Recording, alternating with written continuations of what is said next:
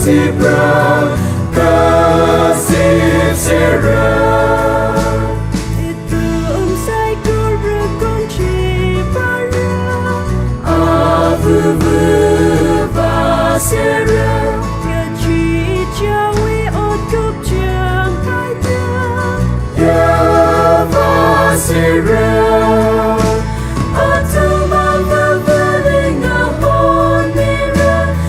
Kasina wigwi Hunphun nira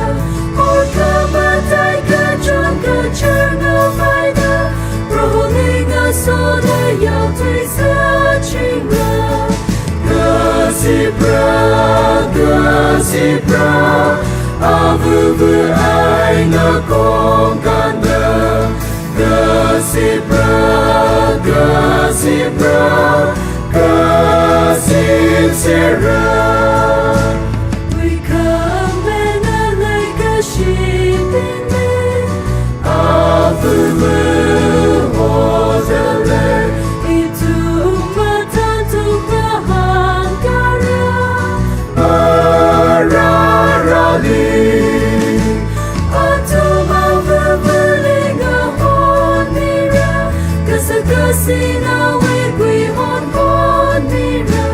orka matai kachung kachanga vaida roholinga soda yau tui sa Chingror